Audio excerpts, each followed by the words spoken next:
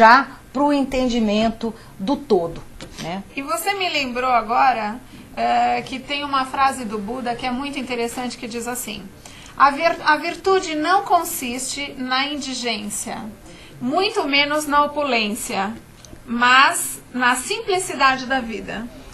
Não é profundo isso? Isso é lindo, é justamente demais, né? O caminho do meio, e que muitas vezes, na verdade, o equilíbrio é tudo, né? Todos aqueles que vivem no extremo, vivem no estresse. O extremo traz estresse, né, para a vida da gente, né? A gente sabe disso. A nossa vida, quando temos que nos deparar aí frente aos problemas ou as dificuldades que temos que superar, e sabemos que qualquer desequilíbrio dificulta atingir qualquer objetivo. Isso é uma verdade, isso, não tem como negar, né? Olha só, eu vou fazendo as perguntas, porque depois a gente volta nos slides, mas assim, tem aqui algumas perguntas que eu tenho que fazer antes, porque depois vai rolando e aí acaba perdendo. O Adriano pergunta o seguinte: o ocultismo, o hermetismo e o esoterismo designam todos a mesma coisa, ou algum deles é diferente? Entre esses três termos, são iguais? Eles se fundem ou são totalmente diferentes? No meu ponto de vista, eu considero que são praticamente sinônimos, né? Uhum. Porque hermetismo significa aquilo que está fechado dentro de algum lugar que a gente não tem acesso. O ocultismo é aquilo que está oculto. E o esoterismo talvez não seja tão oculto, porque as pessoas possam ter mais acesso. Na verdade, o que a gente precisa ter a certeza é de que quando estamos frente a um tema como esse, a gente busque a fonte correta. E que a gente não se perca em blá blá blá que tem por aí, né? Ou em conversa de cartomante. Porque não é por aí a coisa. Na verdade, temos estudos, temos escritos, temos livros que podemos ler e discutir toda essa filosofia, todo o seu conteúdo, e principalmente tem que ser algo que a gente possa pôr em prática de uma forma que seja legal, e não uma coisa que seja miraculosa, mirabolante, nada de coisa mirabolante. As coisas têm que ser práticas para a gente usar no dia a dia, né? Eu acho que não pode entrar muito numa questão fantasiosa. Eu acho que a gente tem que ser um pé no chão. Principalmente você que dirige grupos de estudos, né, Cecília? Você tem que ter o pé no chão para passar isso para quem está entrando nesse estudo achando que vai virar o maior feiticeiro do mundo, né?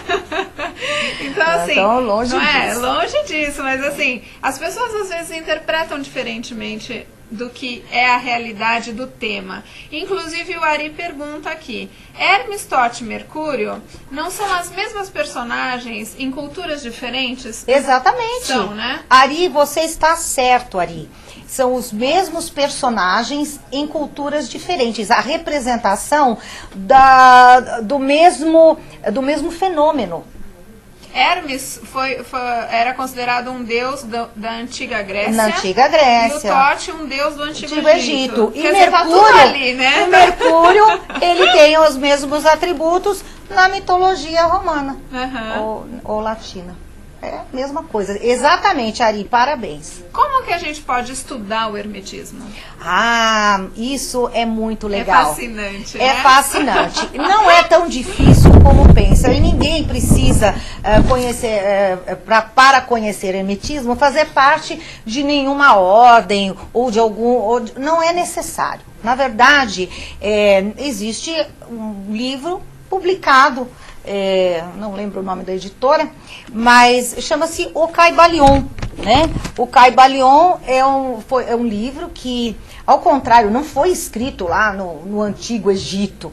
Foi, há milênios atrás. Não, ele foi escrito no século XIX, e os seus autores são desconhecidos, mas acredita-se que tenham sido 3 mestres, né, de hermetismo, e que compilaram todos esses ensinamentos que desde o Antigo Egito vêm de forma oral, né? E vem de forma oral para os seus discípulos, né? E esse livro, O Caibalion, ele está disponível em qualquer livraria. Acredito que dá para comprar até pela internet. É só acessar uma livraria online. E é um livro baratinho e não é difícil de entender. Até está numa linguagem razoável e muito bacana. E eu gostaria até de falar muito sobre esse livro aqui. Vamos lá. Né? Caibalion, né? Quer dizer cabala, tem a mesma origem do hebraico cabala, mais o eon em hebraico e eon em grego, que quer dizer o conhecimento que vem de cima. Então a cabala quer dizer tradição e eon é o caminho desse conhecimento, né? O recebimento.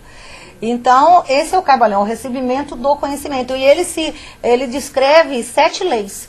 E nessas 7 leis, dá para descrever as leis que regem a existência de tudo. Então é por isso que aquele Om que a gente faz na yoga vem daí? Aquele Om. Acredito que não tem muito a ver esse Om. Porque é meio centralizado, porque esse, né? Om na verdade, a cabala tem muito a ver com vibração. Uhum. E quando a gente vê nos escritos tanto na Bíblia mesmo, no Gênesis, né? Acho que está até em São João, está escrito assim: no princípio era o verbo. Uhum. E o verbo estava com Deus, o verbo era Deus, estava com Deus. Quer dizer, esse verbo, na verdade, não significa exatamente nenhum verbo, né? Andar, caminhar, deitar, dormir, nada disso. Né? O verbo é justamente a capacidade de vibrar, a vibração. Inclusive, o som é uma das maiores forças vibratórias que a gente tem. A gente não conhece o poder da palavra, nem do som, né? A gente desconhece o quanto os sons e as palavras conseguem atingir, vamos dizer, não, o quanto é uma coisa sério, impressionante, é muito sério, né? Por isso que eu digo, é tão perigoso o que as pessoas falam, né? Elas às vezes não têm noção do que falam, e eu acho isso um perigo, porque isso vai para o universo, e esse universo está recebendo essas palavras. Então, da mesma maneira e do jeito que você está emanando isso para o universo, pode se tornar uma coisa extremamente perigosa.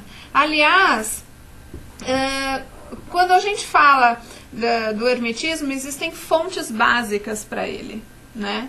Então, você podia dizer para nós quais as fontes básicas do hermetismo? Olha, fontes básicas do hermetismo, atribuídos a Hermes Trismegisto, são os ensinamentos do Caibalion, o Corpus Hermético, e mais, agora me foge, mas são esses os 2 livros. Eu acho que acredito até o Caibalion, ele é o primeiro livro realmente a ser lido, porque quando existe esse entendimento, todo o resto é muito fácil. Uhum. É mais fácil de entender. Então, isso são realmente as leis básicas. Inclusive, eu tenho elas aqui. São 7 leis, né? E eu gostaria de saber se ele pode nos ajudar e mostrar o número 13. O tape 13. Vamos lá, Volpi. Tape 13. Enquanto ele vai organizando lá, já ele passa pra gente. Então, essa primeira lei é chamada a lei do mentalismo. Uhum. Mas isso é tudo de bom, porque quando a gente sabe disso, a gente começa a pensar melhor. A gente tem pensamentos desconexos, pensamentos que viajam até por mundos que são completamente indesejados ou inapropriados. Então, quando nós falamos da lei do mentalismo, ele diz, né? Estou esperando o número 13 para começar aqui a nossa... o todo é mente e o universo é mental. Essa é a primeira lei. O todo, como eu já disse, o todo é aquilo que a gente chama de Deus. Claro. Né? Deus.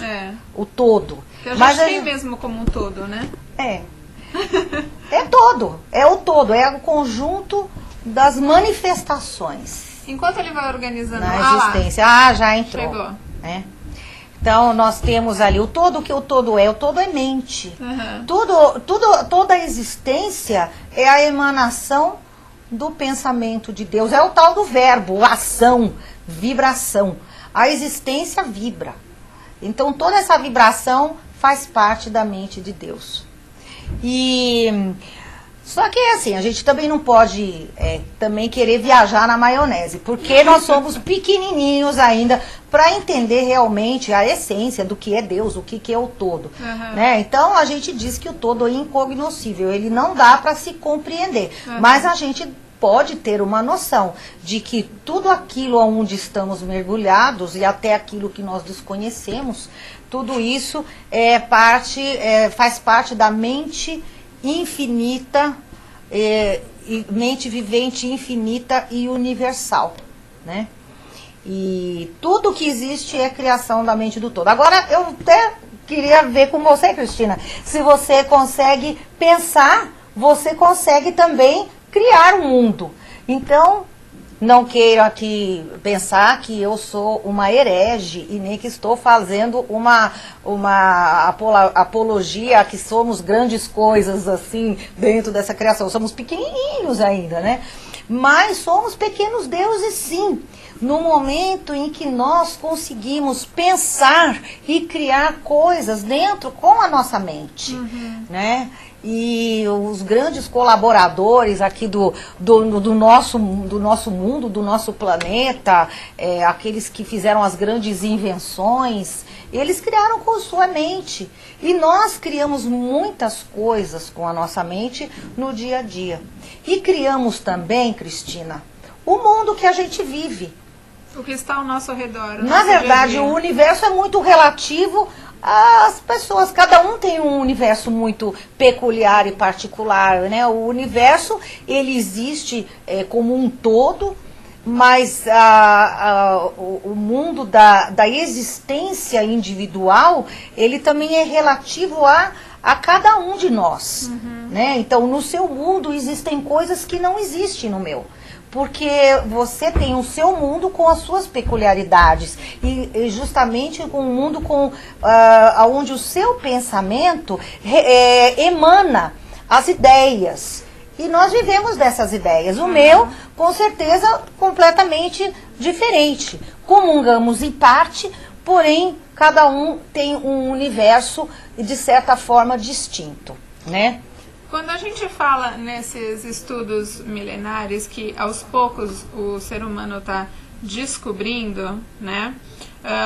O Ari, ele pergunta para você o seguinte: se o papiro de Enis foi baseado no Hermes? Sim. Sim, na verdade não é que no Hermes, todos esses ensinamentos antigos, eles têm o mesmo embasamento, porque, veja só, esses ensinamentos que nós estamos colocando aqui hoje para os internautas, né, e daqui para o mundo, né, nós estamos propagando esses ensinamentos, né, para todos, eles estão disponíveis, né, digamos que muitos mil anos antes da era cristã. Então ele não faz parte, inclusive, de nenhuma religião. E ao mesmo tempo faz parte de todas. Porque todas as religiões têm em comum justamente vamos dizer assim, essa aceitação de uma criação por um ente superior, né? E de que existem seres que estão em outros planos, que são deuses, que são santos, que são criaturas que têm um patamar vibratório, ou um patamar de existência, um plano que não é o nosso, aqui dessa matéria mais grosseira, né? Então, na verdade, não é que é baseado, mas todos eles têm, vamos dizer assim, a sua existência baseada nos mesmos princípios, né? Isso é importante. Você estava falando das leis. Alguma coisa mais para completar dessas leis? Então, eu acho que a gente, entendendo que o todo está em tudo, Está em tudo. O todo está em tudo. Penetra, vamos dizer assim, é como se fosse o ar que respiramos, né? Ele está em toda a parte, está